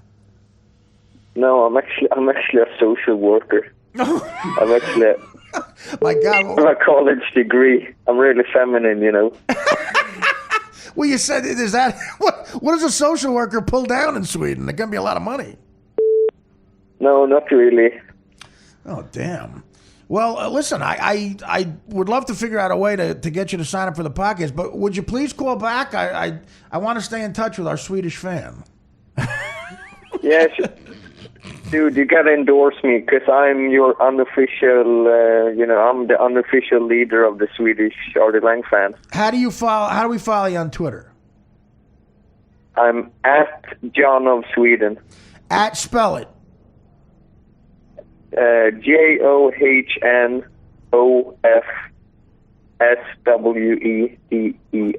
John of Sweden. Oh, at John of Sweden, and John's JOHN. At John of Sweden. All right, everybody follow at John of Sweden for the big. Are you going to have meetings, Artie Lang fan meetings over there? Yes, and I'm actually trying to hook up with your Australian fans and your English fans. You know, you get fans all over Europe. Oh, that's great. Well, listen, get a big party together. The three of us, me, Joe, and Chris are going to come over there, and we want a lot of Swedish pussy. You know where you might be big and you don't even realize it is South America. And like, do you ever get people from like they have Comedy Central there? I have gotten specials and stuff like that. Yeah, they air the fuck out of and the Comedy books Central go all stuff. over the place. Books, Yeah. and, the internet. People, YouTube stuff is Argentina. That's what where I other wanna go. American comedians do you like, Johan?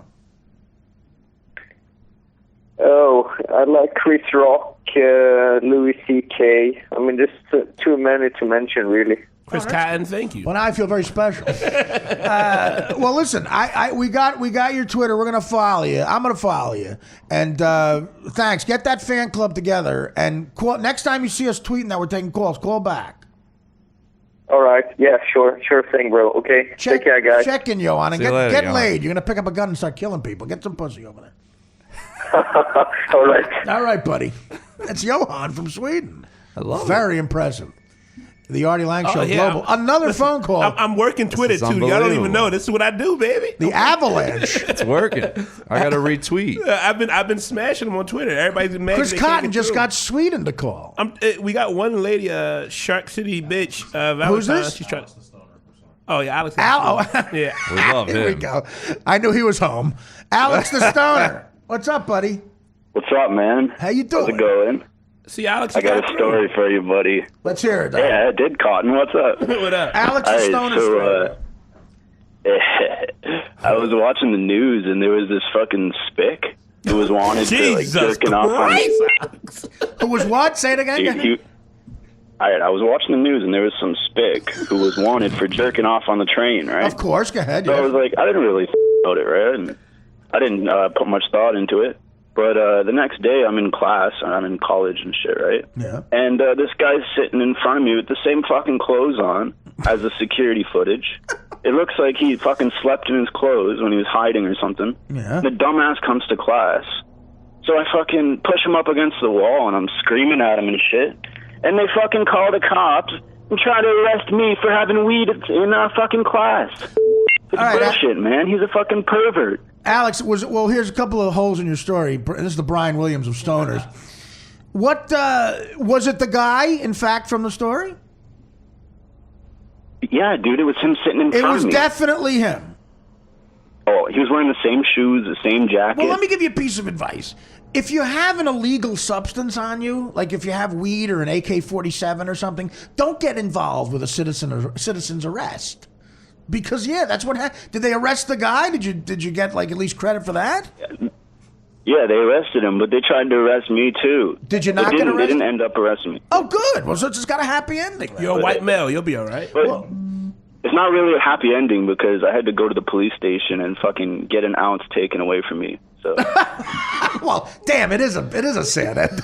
but the moral of the story is, you try to catch some perverts, and then you get caught. You get your weed taken away. What the fuck's that? I'm just trying to be a good citizen, man. No, I know. A good citizen arresting the first spick you saw. Well, yeah, dude. Do you have to say? Do you have to use that? Can you just say it's a guy? I mean, do you have to be racial about it? Well, then you might have thought he was a white guy or something. Actually, good point. I wouldn't want to make that mistake. Why Or don't you you might say? have thought it was like fucking cotton on the train, you know? Oh my God, Jesus Christ! I don't. Alex, that could have been me on the train. Racist stoner. The racist stoner. Cotton, I fucking love you, buddy. I love does. your tweets. Alex is a good man. Alex is one of the Thanks, buddy. one of our most loyal callers. Now, what are you in school for? Oh yeah, dude. I go to school for horticulture. Are you serious? He's trying to grow weed. Yeah, I'm trying to open up my own greenhouse, and the Canadian government's fucking us over. But I got a friend who owns a medical dispensary. Yeah. And they just banned one of his strains because it's too strong for medical patients. Oh my God. So apparently we're doing too good of a job. Yeah, I know. You know? That's what you shouldn't be punished for doing a good job. Where in Canada Yeah, are dude. you? I live near Toronto, buddy. Who am I talking to? That's Joe Matarese. The Joe Oh, Matarese. Joe. Oh, fucking. you sound different over the phone. Slow My phone Matarese sounds or weird. Whoa Matarese. All right, Alex, listen, call back and let us know how the greenhouse degree goes because we want to buy some of your strain. Well, buddy, I still got to do another year at college, but, you know. Horticulture? Hey, man. Did you even go to college? No. Exactly, man. You thought I was a dumb stone. You're going to college to grow weed. Hey, man, I can grow vegetables, too. I understand. Well, Alex, I'm a supporter of you. With my plant. Whoa. All right, we got another call. Call back. Our phone's blowing up. Yeah, this fucking Twitter's smashing right now. Keeps It's good. call wait beeping. Who is this now? I want one broad to get through. We're the only show with a call waiting. Yeah, this, like I said, Shark City bitch. You're trying to get through Valentine. Keep calling. I know you don't have a job, so keep fucking calling. You know, you Yeah, can man. actually set Nothing? something that the call waiting will be blocked. What happened? They hung up? I forget how to do it though, but I know it's a little code. What- You put- what You happens? can put a code in and you won't get call waiting. You have to dial them. Yeah. Yeah, Joe. I don't know anything about it. I don't know what Dan said. You have to dial them. You put Okay, in the asshole. code and then you dial them. All I know is this Twitter world we're living in. My You phone can't keeps just set buzzing. your call That's on a because you're cell tagged. phone. You can stop yourself from getting What call happened waiting. is I the guess reason you why can't with that. your phone is blowing up already because I'm retweeting and other people are mentioning you in the tweets that I'm sending. So Oh, my, I'm dude, just- this is You crazy. we should just tweet my number. I like how you're getting angry. I'm getting texts, I'm getting tweets. This entire time we live in is too fucking complicated. It's annoying. It really is. I'm the only one who can hold it together. I'm like, yeah, this makes sense to me. You ever have your home phone and your cell phone ring at the same time? I want to fucking Yeah, I don't know kill what to do. somebody when that happens. You know, and it just. Rick in L.A. Oh, Okay. Rick, yeah, Rick's been Oh, I trying to know get Rick. Rick in L.A. from Twitter. He's a good through. man. Yeah, You know him? he's been trying to get through for Rick, what's up? What up, Rick? Hey now, what's up, baby? How you doing? From Twitter, Rick. Yeah. I feel like I know you. You're a celebrity. What's up, Rick in L.A.? Oh man, dude, I need my first kid after you. I had a biggest fight with my wife about it, but I'm like, fuck that. Let me get the name. You get the middle name. You get the last name. I don't get. He has her last name because I had to have Artie as his first official name. Wait a minute. So you sacrificed your last name for my first name? That's hilarious. Well, originally I was willing to do that. Eventually, I weaseled my last name in there. But yeah, dude, it was the coolest thing. I want to name my second kid after Nick Apollo. Nick. That's funny. Wait, so your kid's name is Artie after me? What's his last name? Yeah, did you see that picture I sent you about the California state birth license? It says Artie. It's his official name, not Arthur. Artie. So his name's Artie Jimenez, I'm assuming? Artie San Luis Potosí. I was going to say, are you a Chicano? Yeah, man, Mexican American, bro. East Good. LA. I love you, brother. Thanks, man. I love you more than anything in this world. I was listening to you yesterday on the Howard Stern show. You know, he's on vacation. Yeah. God, I wish you were on that show. I wish you could do both, man. You don't understand how much I wish you could do both shows. I get it. I get it. You moved on. He is doing both. But, They're just reruns. Those were He's the on best both. years. Well, hey, can I say hi to Chris? Chris Connors, what my up? homie on Twitter. Rick, What up, Nobody likes me. Rick, you almost fucked me over. I remember Rick in the beginning when I had a few young ladies hitting on me. Rick was like, "Is she hitting on you?" I was like, it took everything inside me to say, "Not shut the fuck up, Rick. I'm on Twitter, you piece of shit." So I got to learn how to do Twitter better than you, Chris. You gotta learn how to tweet, man. All you told me you did was retweeting. I do a lot of retweeting, but people like when you retweet. But I also retweet talk them, a lot no one too. knows How me. many followers do you have, Chris? Not enough to say it on the air. I'm very embarrassing, all man. I have more followers, but you know these people. Yeah, I talk to them. I have conversations. I thought I was. All right, we got another Well, call. no, Rick in L.A., we love you, man. Yeah, you're a good man, and I'm honored to be have your kid named after me. I really am. Can you do a favor for me, Hey, Rick? guys. Rick. Joe? Oh, what's up, Joe? Hey, you're awesome, man. Oh, thank God! I thought I had no fans. Hey, Rick, I'm gonna be middleman. Rick. I'm gonna be in L.A. I'm doing Conan O'Brien February 24th at the Warner Brothers Lot. You should come by. Dude, really? Like, okay, I'll hit you up on Twitter. I'll hit Danny up. Yeah, do that. Maybe you can stop by Conan. All right.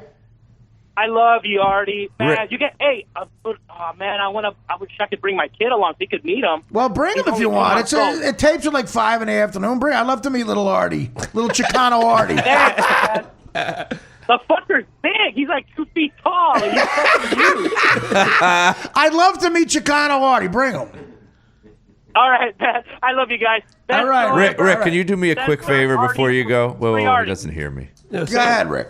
Did we lose him? Go, Joe. Go ahead.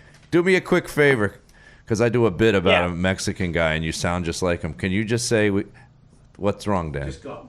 Dan wants to end it. Do it. What's wrong? What? Do it. Say it. What do you want me to say? wrong? Nothing. God, It's Joe, go fine. ahead. It's fine. Dude, what are you giving him shit for? That's not how you produce a show. Joe's a comedian. What do you want him to say, Joe? He's still Don't alive. forget it. No one's gonna get it. No, say it. No, he said, what's wrong? I want you to say that's a lot of snow, bro. You should have got the snowblower, man. Oh, bro. But I don't have that accent, do I? I don't sound like that. Yes, you do. Oh, it's in there. No, Rick, you definitely don't have Oh, that accent. shit, I do. I thought I sound like a white guy. That's funny. All right, well, next time, Rick, I'll try to stop by Conan. Okay, got it, man. February, what, 15th? 24th. Oh, 24th. Okay, I'm going to make a note of it, and I'm going to make plans. I don't care what I got to do. All right, Okay, bro. bring Arturo later. Love you guys. Love you. Arturo? You're Arturo? Arturo. That's the kid's name. Dan, what is the deal? What are you intimidating Joe for talking for? Give the shit out of me. motherfucker. Why were you mad that he was He talking? liked your clean out. There's always one extra thing with Joe. There's always one extra. But Joe's a comic. He's on the show because he's. It would have been actually. I would have liked to have heard him say the snowblower thing. It's just a lot of snow, man. Should have What got is the that snowblower. bit? What man. is that bit? Oh, I just do this bit about my wife not letting me buy a snowblower. And then the next month it snowed 39 inches. Yeah. And she goes, "We'll hire a guy every time it snows." I go, "That's not much snow." There was no guy. I go, "Do you know how much it has to snow for Mexican people not to want to work?" And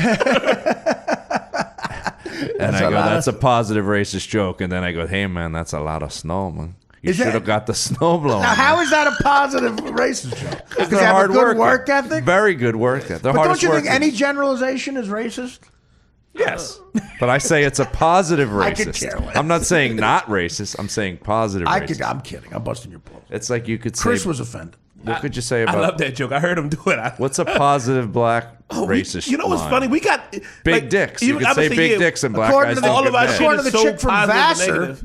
Yeah, nothing. At the same time. It's like negative. It's like they try to make it our positives are negative. You high jumping big dick. It's like, Dude, it's all pretty good. It's all pretty good Always stuff. one extra thing with you, Chris. Always One extra thing with you. I'm interrupted. That's my thing. I interrupt. Joey, and you too add much. shit. Joey, too much. That's a too mofo. I'm not gonna speak. That was fun. We All right, took well, it's calls. very awkward. I like the Mexican guy. He was fucking classic. That guy was pumped. I've had a couple of people name dogs after me. And I've actually had a couple of people who name their kids their full, like my full name. Like their name is Arthur Stephen Lang. And I just, what do you do to a kid if he, like if that's a celebrity you're named after, you know what I mean? And you're old enough to Google me? Like, what do my parents think of me? Didn't someone at The one of guy your who fucking tried to kill himself on heroin? didn't someone tattoo you on themselves? A bunch of those, yeah. I've signed That's gotta be- I've signed a lot of people. They tattoo you. One guy, yeah, tattoo of my face on their arm. One guy has a picture of me and Norm from Dirty Work, the scene where we're holding fish, all over his stomach. Oh my God. And the guy works for Dennis Leary. He's Dennis Leary's personal assistant. That's funny. I found that out. I couldn't believe it. I saw it on Twitter, and I said, this guy's got to be psychotic. And then it turns out I had a meeting with Dennis Leary's company, Apostle. And the kid walks in and goes, they say, we got a surprise for you. The kid walks in, and I go, I didn't see the kid's face. The kid goes, lift up your shirt. I go, this is Dennis's assistant. He goes, yeah, why'd you lift up his shirt? It was weird. And that kid that had the tattoo, or his entire stomach and chest is me and Norm Macdonald in a scene from Dirty Work. That's funny. And he's not psychotic. He's like a good guy. Right. He's Dennis Leary's personal assistant. Like There had to be a bet. A foot from a major celebrity every day. It would have been funny if you couldn't sell what you were trying to sell to them. You got your biggest fan on the fucking earth. So there. how many tits approximately did you think you've signed over the years? Approx. Can't even say it. I've probably thrown up on more. All right, we're going to take a break. All right, we're going to have to let Dan and Joe work this out somehow. Let's do it on the air after the break. Ooh, that'll be great. I would love that. No, we got to go. We're wrapping this up tomorrow. Tomorrow, that's the tease. We're going to have a summit. Like East and West Coast rapping. I just wanted maybe a therapy session, like, Joe and Dan will talk it out. Because I don't know if the show can go on like this. Joe, what are your plugs? And say them quickly. Follow me at the Joe Matarese. Listen to Fixing Joe. New one's up every Thursday. There'll be a new one up tomorrow. Check it out. And my website, joematarese.com, for all my tour dates. I'll be with Artie this Saturday at the Borgata. That's right. Valentine's Day. What's up, Chris? Sold out, right? All right, it's just about, or it is, yeah. At Cotton215 on Twitter and Instagram. CenterCityComedy.com. Nice. Yeah, pronounce the Center shit City properly. Comedy Podcast. I talk fast as fuck. And this Friday, please come to New York Comedy Club. I forgot where is that on 20-something? Oh, Jesus Christ! What do I look like? I don't know. What do I look like, a GPS system? I thought you know. 24th, You know what? You know how I know? between You know how 2nd you and know you made it in comedy? When you forget what street the New York Comedy Club. Oh fuck it! That's so true. That's funny. I'm kidding. Actually, there's new owners there. Very nice. Yeah. I did a set there for Shapiro. That was great. It was very That was good. hysterical. Good room. All right, come to New York. 24th Street by 2nd Avenue. Yeah, right? 24th by 2nd. Come to New York Comedy Club. Marina Franklin is taping her special Friday. I'll be hosting the show, so I love please Marina. come. If you listen, come buy a fucking ticket and come by. Now, Marina It'll be is a time. wonderful comic and a great person. Support Marina Franklin. And also, y'all see me Saturday at fucking Borgata. Right. Yeah, they'll be with me at the Borgata. Very romantic. What else? Also, I was There's going to always say something else. Oh, one more. I got one more. I'd say also a sign that you've made it is when you can shit on a club and they still want to book you. God damn it, Joe. You could shit on clubs and they'll still book you. Well, no, well, you Because you listen. bring not me. people. You sell seats. It doesn't. you It can doesn't fucking do it. exactly. As long as listen, I still got Chicanos naming their kid after me. I got something going on. No, actually, what he meant. Thank God. God bless Howard and that show for replaying my stuff. It's like being on a syndicated sitcom. It's great. And so many people still listen to that show. It's a testament to Sterney, baby. I love the guy. No So, money for that, right? No. That's Not like a exactly. syndicated sitcom. Yeah, it's not. Good point, Joe. It's not exactly like being on Friends. Whoa, Joe Matarese. Yeah, Just whoa, Jesus. Yeah, thanks, Debbie. Whoa, Downer. Matarese. Wah, wah, wah. No, it's not exactly like being on a sitcom, Artie. Wah, wah, wah. All right, ArtieQuitter.com. Tell your fucking friends. Take care. Brush your hair.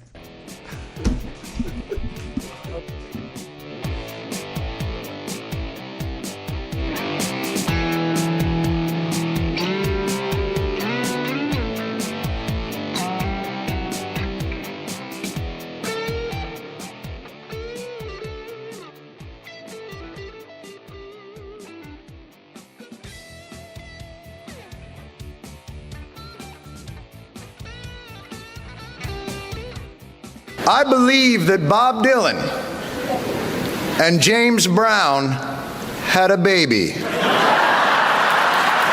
And they abandoned this child.